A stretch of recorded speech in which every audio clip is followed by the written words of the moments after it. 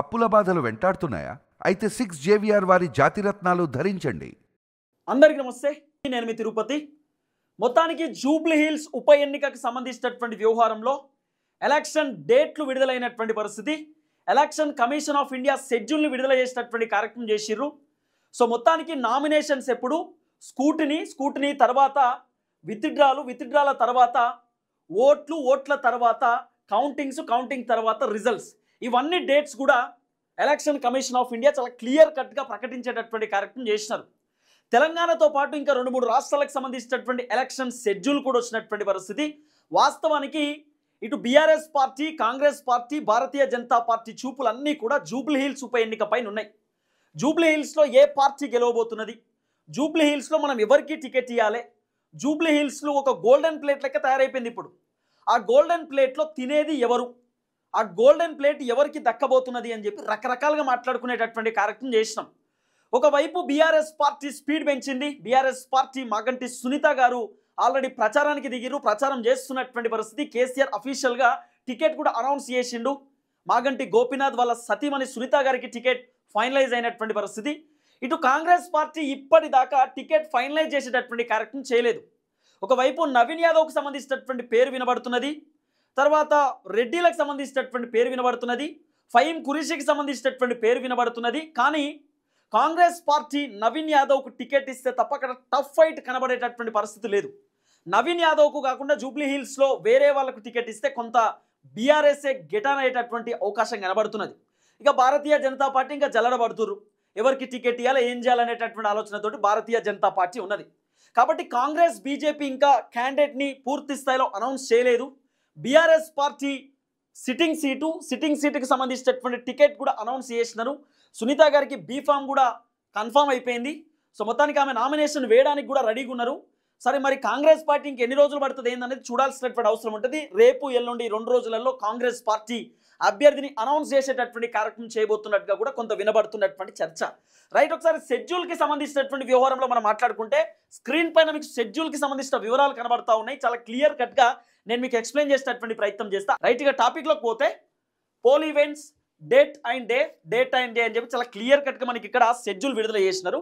Date of issues of gazette notification అని చెప్పి. So వాస్తవానికి తెలంగాణతో పాటు ఇంకొన్ని రాష్ట్రాలు ఉన్నాయి. ఇంకొన్ని రాష్ట్రాలు ఏంటి, assembly constituencies of Jammu and Kashmir and Odisha, so సంబంధించినటువంటి రాష్ట్రాలు. తర్వాత election constituencies of Jharkhand, Mizoram, Punjab, Telangana, ఈ రాష్ట్రాలకు సంబంధించినటువంటి ఎలక్షన్స్ కూడా వచ్చినాయి. తర్వాత రాజస్థాన్కి సంబంధించినటువంటి ఎలక్షన్ కూడా చాలా క్లియర్ కట్గా వాళ్ళు ఇచ్చేటటువంటి కార్యక్రమం చేశారు.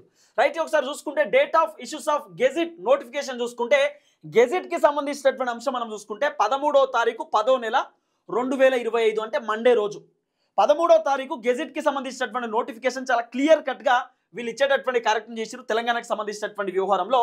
తర్వాత last date of making of nominations last date వచ్చేసి 21వ తారీఖు 10వ నెల 2025.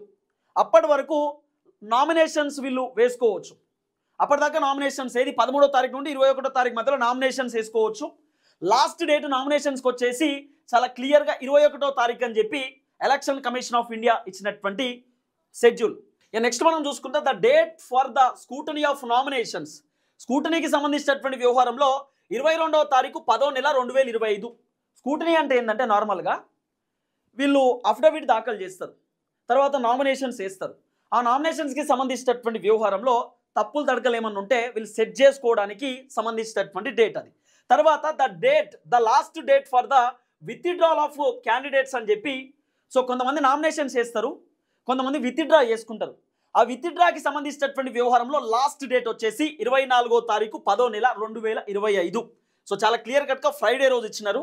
సో మధ్యలో 1 డే గ్యాప్ వచ్చింది, 22 తర్వాత 23 స్కూటనీ తర్వాత 1 డే గ్యాప్ ఇచ్చినారు. తర్వాత 24కి విత్డ్రాల్కి సంబంధించినటువంటి వ్యవహారంలో డేట్ ఇచ్చే కార్యక్రమం చేసిరు 24వ తారీఖు 10వ నెల 2025. తర్వాత ద డేట్ ఆఫ్ పోలింగ్కి సంబంధించినటువంటి వ్యవహారంలో సో ఇప్పటిదాకా ఈ షెడ్యూల్స్ అన్ని కూడా స్కూటనీ తర్వాత సంబంధించినటువంటి నామినేషన్స్ ఈ తర్వాత ఇవన్నీ అంశాలు కూడా వచ్చినాయి. ఇప్పుడు పోలింగ్ ఎప్పుడు అనేది చాలా క్లియర్ కట్గా మనం చూసుకుంటే the date of polling Jubilee హిల్స్కి సంబంధించినటువంటి వ్యవహారంలో 11వ తారీఖు 11వ నెల 2025 అంటే నవంబర్ 11వ తారీఖు 11వ నెల 2025లో ఇక్కడ డేట్ ఆఫ్ పోలింగ్ జరుగుతుంది ఓట్లు వేయడానికి. తర్వాత date of counting of oats, counting ఎప్పుడు అంటే పోలింగ్ అయిపోయిన తర్వాత కౌంటింగ్ 14వ తారీఖు 11వ నెల 2025 ఫ్రైడే రోజు. సో ఓట్లేమో డేట్ ఆఫ్ పోలింగ్ ఏమో 11వ తారీఖు 11వ నెల 2025 అయితే ఇక్కడ the date of counting of votes 14వ తారీఖు 11వ నెల 2025 ఫ్రైడే రోజు. సో ఫ్రైడే రోజు జూబ్లీ హిల్స్కి సంబంధించినటువంటి వ్యవహారంలో ఎమ్మెల్యే ఎవరు అనేది తెలిసేటటువంటి అవకాశం కనబడుతున్నది. సో మొత్తానికి జూబ్లీ హిల్స్ ఉప ఎన్నికకు సంబంధించినటువంటి వ్యవహారంలో ఎలక్షన్ కమిషన్ ఆఫ్ ఇండియా విడుదల చేసినటువంటి డేట్స్ ఇవి. చాలా క్లియర్ కట్గా మళ్ళీ చెప్తున్నా, date of issues of gazette notification 13వ తారీఖు 10వ నెల 2025 మండే రోజు. Last date for making of nominations వచ్చేసి 21వ తారీఖు 10వ నెల 2025 ట్యూస్డే రోజు. The date for the scrutiny of nominations 22వ తారీఖు 10వ నెల 2025 వెనస్డే రోజు. The last date for the withdrawal of candidates 24వ తారీఖు 10వ నెల 2025 ఫ్రైడే రోజు. డేట్ ఆఫ్ పోలింగ్ వచ్చేసి 11వ తారీఖు 11వ నెల 2025 ట్యూస్డే రోజు. Date of counting of votes 14వ తారీఖు 11వ నెల 2025 ఫ్రైడే రోజు.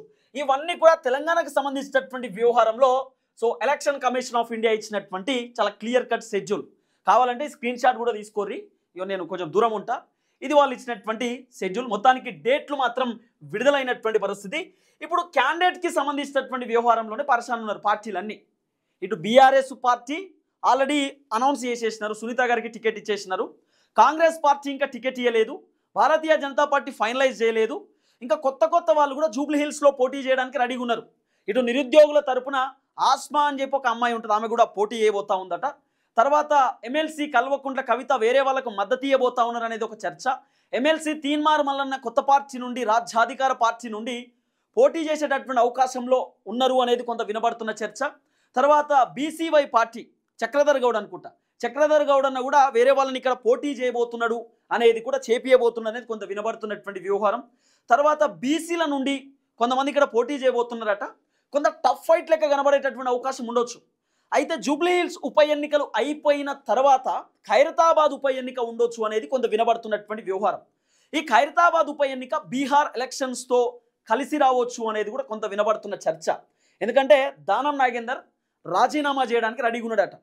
స్పీకర్ సార్ నన్ను సస్పెండ్ చేయడం ఏంది, నేనే ఈ ఎమ్మెల్యే పదవికి సస్పెండ్ అవుతున్నా, నేనే రాజీనామా చేస్తున్నా, సస్పెన్షన్ అవసరం లేదు, మళ్ళీ పోటీ చేస్తా, కాంగ్రెస్ పార్టీ నుండి మళ్ళీ గెలుస్తా, ఈ ధీమాతో దానం నాగేందర్ ఉన్నాడు.